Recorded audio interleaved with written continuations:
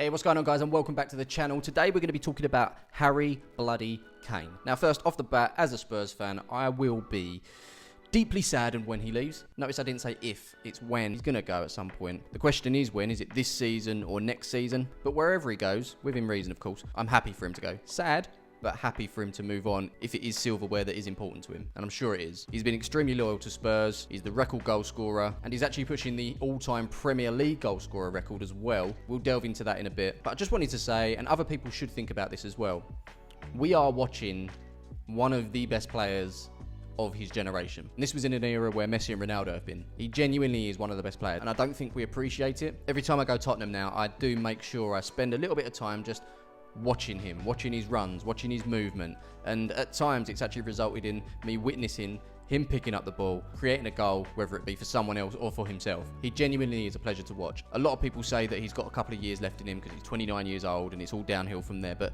to be fair, Harry has never relied on his pace. Technically, he's one of the best footballers out there. He's got a fantastic pass on him, great vision, he can shoot, ultimately scoring. He's got more than a couple of years left. The issue that Tottenham have got at the moment is Kane is in his last year of his contract, and he is a very loyal servant, and I wouldn't mind betting that he'd be happy to see out that contract, but I think he does have the club at his best interests, and knowing that the value of him, we could get, 100 mil upwards for him, because we do need to rebuild after he's gone. Whether he stays for the rest of his career, there is going to be a point where Harry Kane is not there anymore, so we do need to start thinking about what that rebuild looks like. Now, do we get another year out of him where he fires on all cylinders but we don't really get anywhere because the Premier League, of course, is such a competitive league now? Or do we cash in now, he goes somewhere else, he goes on and wins trophies, undoubtedly, because Tottenham are cursed, of course, and we've got 100 mil or whatever that fee might be. I don't want to do that, but we're going to have to at some point, as I say. Before we crack on with this video, make sure you comment below where you think Harry Kane's next destination will be and what the transfer fee will be too. Now, when footballers are making a move, they have to weigh up their options, and what do those options look like? I've taken 4 options for Harry, and we're going to do this on a points system, and I'm going to take some of the clubs that he's been linked with and obviously put Tottenham in there as well in case he does stay. What we're going to do is discuss some of these options, in my opinion. Feel free to leave your opinions in the comments below again, and at the end we'll have a total, and afterwards we will determine where Harry Kane will end up. So the clubs we've got is obviously Tottenham. We also have 2 Premier League rivals in Man United and Chelsea, both of which really need a striker. And then we've got the Spanish giants in Real Madrid. Obviously Benzema's left recently, so there is a place where he could slot straight into. And we're going to kick things off first of all with location. How do we rank these clubs? What is best for him? Now, Harry, of course, is settled in London, so if you think about Madrid, it's going to be a big upheaval, taking the family over there, and it's going to be a lifestyle change. Don't get me wrong, players have done it in the past. Bale, Owen, Beckham, Woodgate, name any others in the comments below that you can think of. But for me, as a family man, a settled one, I think Madrid is probably the worst option, location-wise. Obviously, there's going to be other options that we look into where Madrid will probably come higher. But yeah, Madrid at the moment sit at the bottom with 1 point. After that, we've got Man United. It's a move up north. It's still in England, which is a lot better than Madrid, of course. So that ranks 3rd for me with 2 points. Second place would be Chelsea. It's London, the other side of London, but a lot easier to get about, right? And obviously, the best situation for him would be to stay at Tottenham, location-wise. And this is what I mean about weighing up options. What would you do, by the way, if you were Harry Kane? Where would you go? Would you start a new life in Spain, or would you, stick with the Premier League? Ultimately, the goal here is to win silverware. So staying at Tottenham probably isn't the best option. And we're going to talk about that now. Success. Now, in terms of success, Tottenham absolutely come bottom. So they've gone from top in terms of location-wise to bottom with 1 point with success. Following that, I've got Chelsea, especially after the last season that they had. I'm sure they're going to come back bigger and stronger. And with Harry Kane in that side, adding 25-30 goals to their tally would do them wonders. But I just feel United are made for him. The majority of the squad is pretty much there. I think maybe a replacement goalkeeper for them in the near future. Obviously, De Gea has been a great servant, but I think they do need to start thinking about that. But obviously, the striker role, the main number 9, Kane is made for that role. And obviously, Spurs have done it before. They've sold their best striker at the time. Obviously, Sheringham went there back in the day. Berbatov went there. That really hurt me, that one. And ultimately, I'm sure Kane may or may not go. We'll see afterwards, obviously, but I think in terms of success, Harry Kane at United would be more successful than Harry Kane at Chelsea. But coming top of that, if Harry went to Madrid, it's not guaranteed that they're going to win silverware, but I think it's the best possible chance. Obviously, they didn't win La Liga this year. As I say, Benzema's gone. He'll slot in once again perfectly into that role, and the players around him are fantastic. It'd be interesting to know what Gareth Bale would say to him. He had a very successful time there, don't get me wrong, but from what I can tell, the fans there are very hostile, and they're there to worship you, but if things aren't going great, they will turn their back on you. And I wouldn't want that for Harry, obviously. He's a great professional, and I'm sure he would go over there and score plenty of of goals, and obviously resulting in silverware as well. So yeah, Madrid sit top of that one after finishing bottom on location. Immediately we have a bit of a contradiction. So if Harry is thinking this, it's like, I really want to win this silverware and I think this is the best possible opportunity for me, but I've got to upheave all my roots here, take the family over. It's going to be a bit crap. I think if I was Harry, I'd be quite excited about the opportunity to play in a different league. It's another chapter, and obviously careers are short and he can come back to England afterwards. It's not a problem. But this moves nicely onto our next section, which is fulfillment. If Harry Kane goes to Madrid and wins all those trophies, how fulfilled will he be? Well, in terms of this little table that we've got of these clubs, if he stays at Tottenham, I think he's going to be the most unfulfilled, because ultimately I do feel Tottenham aren't going to win anything. With Harry Kane in the side or not, I don't think they're going to win anything anytime soon. As I say, the Premier League is an extremely tough league now. They're not going to win the Premier League anytime soon. The best chance they have is like a League Cup. So staying at Tottenham, I think he'll be the most unfulfilled. Moving on to the next club, and despite having the most likeliness to success, I do think Madrid come next, because you've got to imagine Harry Kane's learnt his craft and he's been in this league for so long now, and he's obviously wanted to get his hands on domestic trophies. To pick up his bags and go to a different league and just click his fingers and win something, yeah, it's great. He's experienced like winning silverware, but surely he'd look back at everything that's going on in England and think, but I'd love to win those trophies because that's what I've been pushing towards for so long. I'm sure he'd be very happy with a Champions League trophy, don't get me wrong, but I think he'd be looking over his shoulder and thinking, you know what, I want to win silverware in England. So for me, Madrid come next in that table. Despite having the best opportunity to win those trophies, I think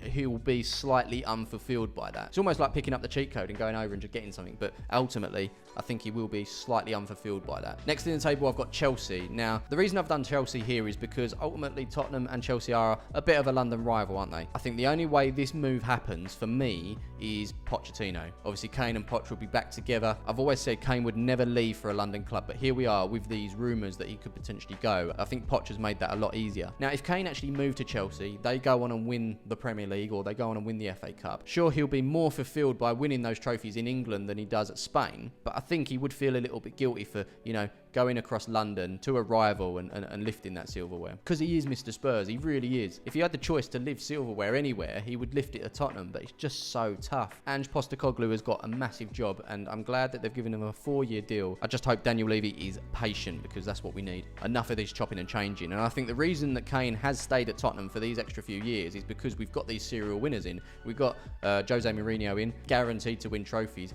Kane's going to be there for the rest of his career now, because we're going to lift an FA Cup, or we might even push for a Premier League at some point, because Jose Mourinho's there. It didn't happen. They didn't even get the opportunity to go for the League Cup, although I don't think they would have won that. Next, it's Nuno. That was a mess. Didn't last long at all, but Antonio Conte comes in, and I'm sure Kane had his ear to the ground with that. He knew probably that was going to happen at some point. Of course, you stick around because it's Antonio Conte. He's going to win us trophies, right? No. Now we've got Angelos Postecoglou in, and it's not the guarantee. Even though nothing's guaranteed in football, you've got a better chance with these serial winner managers. But even Tottenham have broken these managers. So what chance has Ange got? We've discussed it in another video. You can check it out.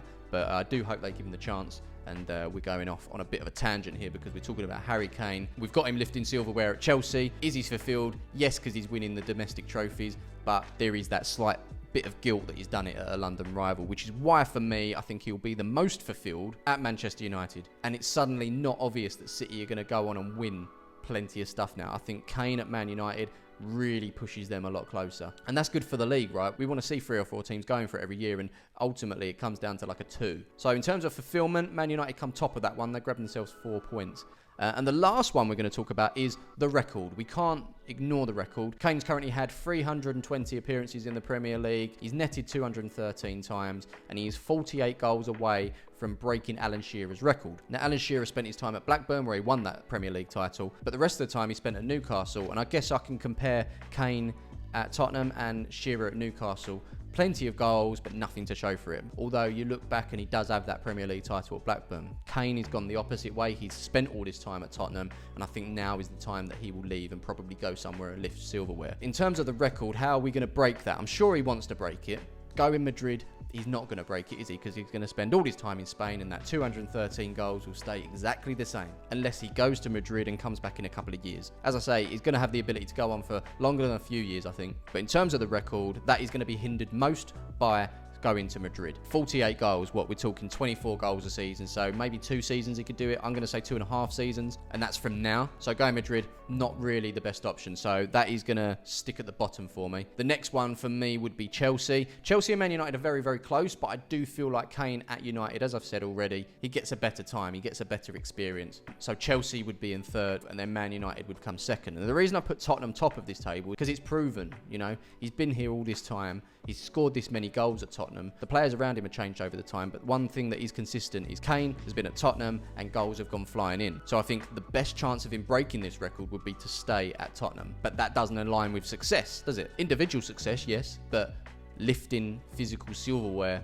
no. So we've gone over location, chance of success, fulfillment, and of course the Premier League record. I've totaled the points up, and this is what it comes out as. At the bottom, we've got Madrid, the best chance of success, but lacking in terms of, you know, family and location, lacking in terms of that Premier League record as well. That puts them bottom with 8 points. Next up, we've got Tottenham. Obviously, the location's fantastic. The chance of beating that individual record is fantastic, but success in terms of silverware, not so much. And equal in that as well is Chelsea. And I've put Chelsea above Tottenham on maybe goal difference. I don't know how we're doing this. I've only just made this up this morning. I've come and filmed it. But ultimately, I'm looking here. Tottenham's come bottom of success. They've come bottom of fulfillment. So I think Chelsea leading the way. The best move for Harry Kane going forward would be Manchester United. Let me know in the comments if you agree. I don't want that to be the thing. I want him to stay at Tottenham for the rest of his career, and I want us to lift silverware as well. Probably not going to happen. But yeah, leave your thoughts in the comments below. And ultimately, let's see where Harry Kane ends up. Come on, you Spurs.